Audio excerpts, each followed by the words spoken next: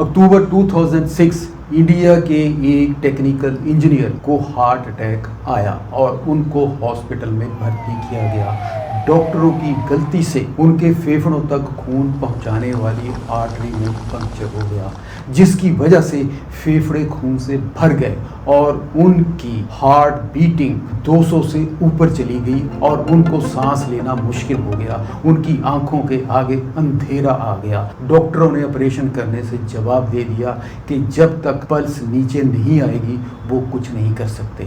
वो मायूस हो गए। उन्होंने सोचा कि मैं दुनिया भर में सफ़र किया, खूब पैसा कमाया और आज जब मुझे एमरजेंसी अटेंशन की ज़रूरत है तो कोई मेरी मदद नहीं कर। आखिरी बात जो उन्होंने सुनी वो ये थी कि डॉक्टर कह रहे थे कि ये मर गए हैं। All my organs gone right away. ये 3 दिन 3 रात तक मेडिकल साइंस के मुताबिक मरे रहे। You were clinically dead. Yeah. So I was gone for almost 3 days. उसके बाद उन्होंने एक तेज लाइट देखी जो बहुत ही मोहब्बत भरी थी, उसमें बहुत ही सुकून था।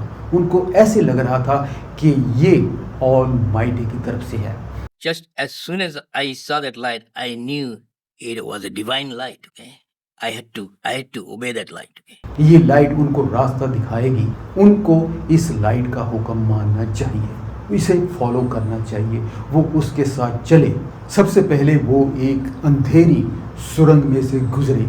जब वो बाहर आए तो वो लाइट रुक गई और वो भी रुक गए। उसके बाद उन्होंने सामने एक कंपाउंड देखा, बहुत ही खूबसूरत कंपाउंड, जैसे कि स्वर्ग हो, और वो लाइट उस कंपाउंड पर चमकने लगी और उसके 12 दरवाजे हैं और सारे के सारे दरवाजे बंद हैं। He was shining on top of that compound inside the wall, and I am outside them. उन्होंने फरिश्ते देखे जो उस जन्नत को प्रोटेक्ट कर रहे थे और ये बाहर से ही जन्नत को देख रहे थे। Nearest gate there, I've seen there are several angels, many angels. They're protecting that gate. They're not only protecting that gate, there are many angels are there. क्योंकि उनकी विजन इतनी तेज हो गई थी कि वो 360 डिग्री देख सकते थे। ये ऐसा देख सकते थे जैसा कि ज़िंदगी में कभी नहीं देख सके। ये कैमरे की तरह जूम इन जूम आउट भी कर सकते थे। जहाँ तक सोच जाती वहाँ तक निगाह जाती थी। Our vision becomes unlimited. I desperately wanted to get inside and look at an object, miles away. I can zoom on that. उन्होंने कहा कि उनके पेरेंट्स बहुत ही नेक इंसान थे। वो अपने हिंदू धर्म को 100% मानते थे और उस पर अमल करते थे। सबसे पहले जन्नत में वो पहुंचेंगे, कोई पहुंचे ना पहुंचे, उन्हें इतना विश्वास था। I knew I was looking at the kingdom of heaven, because the kingdom of heaven is also in the Hindu religion. They also say there is a heaven, there is also a hell. So that I grew up with that. उन्होंने जन्नत में हर इंसान को गौर से देखा, लेकिन उन्हें अपने पेरेंट्स का चेहरा कहीं नजर नहीं आया। Several humans inside there, and my first reaction was to see if my father or my mother are there. I did not see their face. Still bothers me even to this date. I knew if there anybody from this Hindu religion would be there, would be my father or my mother. उन्होंने कहा कि मैं मायूस हो गया क्योंकि मेरा धर्म जो कहता था ये उसके बिल्कुल उलट। And I'm sad to say that, because my father was a very honorable person. He did everything that the religion commanded him to do. So even to this day, I'm sad when I say that. God only knows where he is now. I'm praying. Actually, I pray for them every day. फिर मैंने अपने आप पर focus किया। मैंने पाया कि मैं एक ब्रिज पर हूँ, एक रास्ते पर हूँ और मेरे सामने उसी जन्नत का एक छोटा सा दरवाज़ा खुला है जिस पर फरिश्तों का पहरा है। मैं अंदर नहीं जा सकता और मेरे नीचे एक खाई है और उस खाई में अंधेरा है और उसके बिल्कुल सेंटर में आग जल रही है और जिस पुल पे मैं खड़ा हूँ वो बहुत लंबा है, लेकिन सिर्फ 250 फुट के करीब चौड़ा है और उसके इर्द गिर्द कोई फेंस नहीं, कोई दीवार नहीं। मैं नीचे देखता हूँ तो मुझे खौफ आता है और मुझे लगता है कि ये मेरा आखिरी दिन है और मैं नीचे गिर जाऊँगा और फिर निकलने का कोई रास्ता नहीं। मैं हमेशा यही जलता सड़ता रहूँगा। मैं इतना खौफज़दा हो गया कि आज भी मैं उसके बारे में सोचता हूँ तो डर जाता हूँ। मैंने पीछे मुड़ के देखा तो कुछ कदम पर मेरे पास एक बहुत ही जॉइंट किस्म की हस्ती सिंहासन पे बैठी थी और उसकी आंखें एक लाइट बल्ब की तरह जल रही थी और वो मुझे देख रहा था और मैं उससे डर रहा था और मुझे ऐसा लग रहा था कि ये मुझे नहीं छोड़ेगा। मुझे अपने माजी के तमाम गुनाह याद आ रहे थे। And all the sins I committed in my life, everyone was flashed before my eyes. और मुझ में हिम्मत नहीं थी कि मैं उसको फेस कर सकूं क्योंकि मैं अपने आप को गुनहगार समझता था। मुझे ऐसे लग रहा था कि भगवान ने जो चीज़ भी मुझे दी थी दुनिया में वो मेरे पास है। सब की सब चीज़ें जो भगवान ने दी थी वो मेरे पास हैं, लेकिन मेरा जिस्म मेरे पास नहीं है। उसने मुझे पूछा कि तुम यहाँ क्या कर रहे हो? तो मैंने अपने कंधे उचकाए और कहा कि मुझे पता नहीं। मैं उससे अपने गुनाहों की माफ़ी मांगने लगा। हालांकि मेरा जिस्म मेरे साथ नहीं था, लेकिन न जाने कैसे मुझे लगा जैसे मैं अपने घुटनों के बल उसके आगे झुक गया और रो रो के माफ़ी मांगने लगा कि मुझे माफ़ कर दो, मुझे माफ़ कर दो। लेकिन वो हस्ती कुछ नहीं बोल रही थी और उसकी आंखें बिजली के बॉल की तरह चमक रही थी। मुझे बहुत डर लग रहा था। मुझे लग रहा था कि ये आज मुझे नहीं छोड़ेगा। आज मेरा आखिरी दिन है और मुझे नीचे आग में गिरना होगा। किसी भी वक्त ये मुझे नीचे धक्का दे देगा। लेकिन मैं क्या देखता हूँ कि वो मुझसे बड़े आराम से पूछ रहा है कि तुम यहाँ क्या कर रहे हो? मैंने अपने कंधे उचकाकर कहा कि मुझे पता नहीं। फिर उसने कहा वापस जाओ, अपना वक्त पूरा करो। फिर मैंने कुछ शांति महसूस की और मैंने कहा मैं वापस आकर उस सामने वाले छोटे दरवाजे में जाना चाहता हूँ जिसके अंदर स्वर्ग है। मुझे कुछ ऐसा करने को बताओ कि मैं वापस आकर उस दरवाजे के अंदर जाऊँ। लेकिन उस हस्ती ने कुछ नहीं कहा। मैं रोया, बहुत रोया और पूछता रहा। मैंने पूछा मैं किस मंदिर, किस चर्च, किस गुरुद्वारे या किस मस्जिद में जाऊं ताकि मैं वापस आकर उस जन्नत में जा सकूं। उस हस्ती ने जवाब दिया कि इन चीज़ों की मेरे यहाँ कोई वैल्यू नहीं।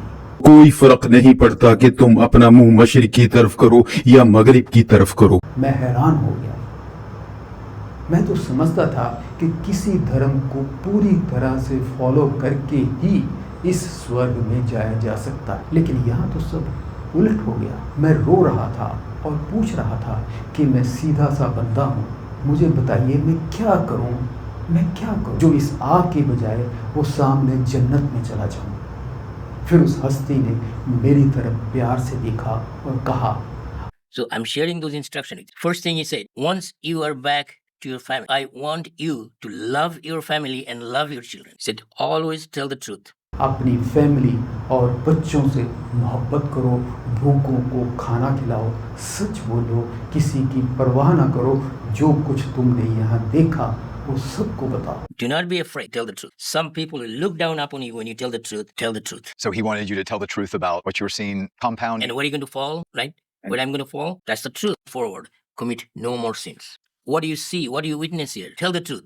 ईमानदार रहो, कभी झूठ ना बोलो, गरीबों की मदद करो। गरीबों की मदद का मतलब सिर्फ पैसे से नहीं बल्कि हर तरह से। अगर वो तन्हाई महसूस कर रहे हैं तो उसको दूर करो। वो उदास हैं तो उनको खुशी दो। अगर उनको फिजिकल हेल्प चाहिए तो वो दो, और अगर पैसे की हेल्प चाहिए तो वो दो, और अगर उनको कोई रूहानी गाइडेंस चाहिए तो वो भी उनको दो। People can be poor in many ways. Could be physically poor, mentally poor, emotionally poor, spiritually poor. Even when I look at many people going to the churches every Sunday, many of them are spiritually poor. They just go there just, not to have a relationship with. और कहा surrender yourself completely.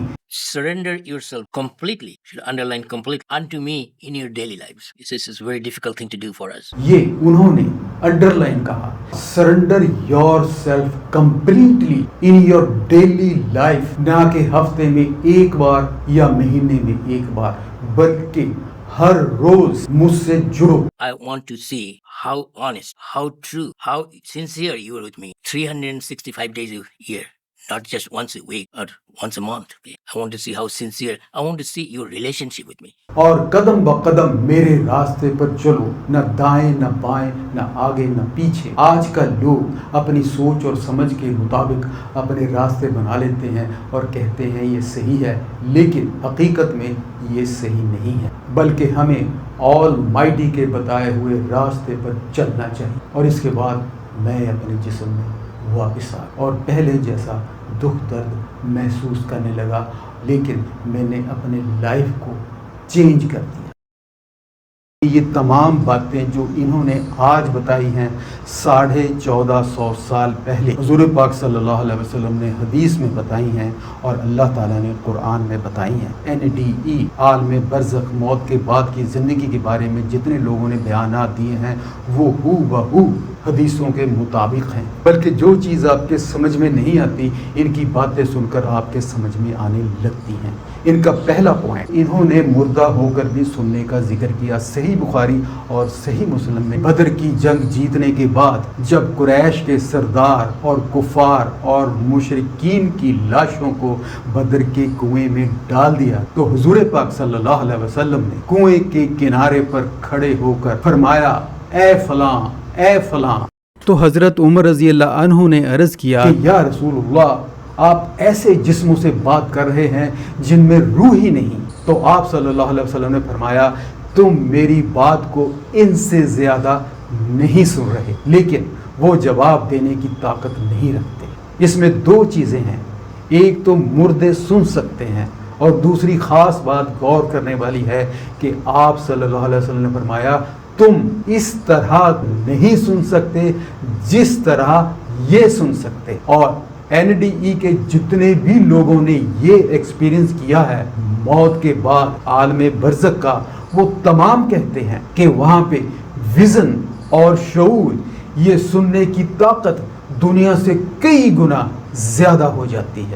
تو آج تمہاری نظر بہت تیز ہے۔ دوسری بات، انہوں نے لائٹ، نور اور اندھیرے کی قرآن مجید کی سورہ الحدید آیت نمبر 12 سے 15 میں اس کا پورا منظر بیان کیا گیا ہے۔ جس دن آپ مومن مردوں اور مومن عورتوں کو دیکھیں گے کہ ان کا نور ان کے آگے اور ان کے دائیں جانب دوڑ رہا ہوگا۔ آگے آیت میں ذکر ہے کہ منافقین اور مشرکین اندھیرے میں ہوں گے اور مومنوں سے کہیں گے کہ ذرا ہمارا انتظار کرو تاکہ ہم بھی تمہارے نور سے کچھ روشنی حاصل کر لیں۔ تو ان سے کہا جائے گا کہ پیچھے لوٹ جاؤ اور روشنی تلاش کرو۔ اچاریہ صاحب کا روشنی دیکھنا اور مشرکین اور کافروں کا اس سے محروم رہنا عین قرآنی تعلیم کے مطابق ہے۔ پھر انہوں نے بتایا کہ جنت میں انہوں نے بہت سے لوگ دیکھے اور اپنے پیرنٹس کو ڈھونڈا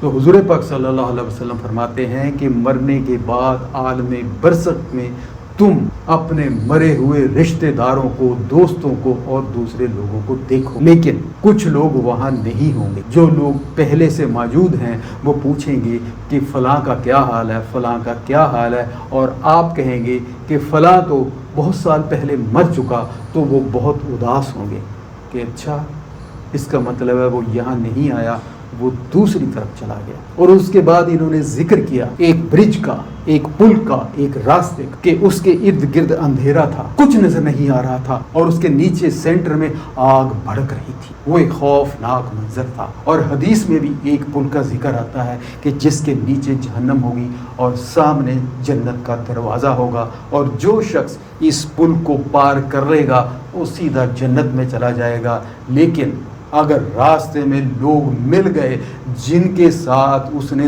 ظلم کیا ہوگا تو اس کی نیکیاں ان لوگوں کو دینی پڑے گی، اور اگر اس کی نیکیاں ختم ہو گئیں تو دوسرے کے گناہ اس کے سر پڑیں گے اور وہ اس پل کے نیچے کٹ کر گر جائے گا۔ اچاریہ جی نے ہو بہو حدیث بیان کر دی، جبکہ یہ دوسرے دھرم سے تعلق رکھتے تھے اور انہوں نے دنیا میں یہ بات کبھی نہیں سنی تھی۔ اور انہوں نے یہ بھی دیکھا کہ یہ بات بالکل صحیح نہیں ہے کہ مرنے کے بعد انسان ایک جسم سے دوسرے جسم میں چلا جاتا ہے، معاملہ ختم۔ آگے کچھ نہیں ہوگا. تو یہ بات بھی قرآن اور حدیث کے مطابق ہے کہ اگر ایک بار انسان کو موت آ گئی تو وہ کسی دوسری باڈی میں نہیں جائے گا اور کبھی دنیا میں واپس نہیں آئے گا. یہ عالم برزخ ہے جہاں پہ یہ لوگ جا کے آئے ہیں. ان کی موت نہیں آئی تھی اس لیے ان کو واپس بھیج دیا. اصل موت کا منظر اس سے زیادہ خطرناک ہے. وہاں پہ کوئی سنوائی نہیں, کوئی واپسی نہیں. اصل وہاں پہ ترازو رکھا جائے گا, صحیح اور غلط, گناہ اور نیکی کا فیصلہ اس وقت ہوگا. اصل عدالت اس وقت لگے گی. اور انہوں نے وہاں پہ کوئی ہزاروں گاڈ نہیں دیکھے, صرف ایک نور دیکھا, ایک روشنی دیکھی. اس کے سوا انہوں نے وہاں کوئی نہیں دیکھا. کوئی سفارش کرنے والا نہیں تھا, کوئی بچانے والا نہیں تھا. صرف انسان کی نیکی یہی بچانے والی تھی اور انسان کی بدی یہی جہنم کے گھڑے میں پھینکنے والی تھی. پھر انہیں جو پیغام ملا وہاں اس لائٹ اور اس نور سے یا اس ہستی سے, وہ یہ تھا, Surrender yourself completely, should underline completely, unto me in your daily lives. عربی زبان میں اسلام کے لغوی معنی ہی خود کو مکمل طور پر اپنے کریٹر کے سپرد کر دینا ہے. Total submission. مسلمان وہ ہے جو اپنی مرضی کو اللہ کی مرضی کے تابع کر دے. اخلاقیات اور اسلامی تعلیمات, غریبوں کو کھانا کھلانا, سب سے محبت کرنا. ایک شخص نے حضور پاک صلی اللہ علیہ وسلم سے پوچھا کون سا اسلام بہتر ہے. آپ صلی اللہ علیہ وسلم نے فرمایا کہ تم کھانا کھلاؤ اور سلام کرو, اس کو بھی جسے تم پہچانتے ہو اور اس کو بھی جسے تم نہیں پہچانتے. جھوٹ کی مذمت حدیث میں آتا ہے کہ مومن سے تمام غلطیاں ہو سکتی ہیں لیکن وہ جھوٹا نہیں ہو سکتا. جھوٹ اور ایمان ایک جگہ جمع نہیں ہو سکتے. اور اس پیغام کو آگے پہنچانا جو انہوں نے وہاں پہ دیکھا تھا. تو آپ صلی اللہ علیہ وسلم کا فرمان ہے کہ میری طرف سے حق بات کو آگے پہنچاؤ, خواہ وہ ایک آیت ہی کیوں نہ ہو. اور فیملی پر خرچ کرنا, صحیح مسلم کی حدیث ہے کہ انسان کو اپنی بیوی کے منہ میں محبت سے لقمہ ڈالنا وہ بھی صدقہ ہے, ثواب کا باعث ہے. بچوں اور فیملی والوں کی پرورش کرنا اسلام میں بہت بڑی عبادت ہے.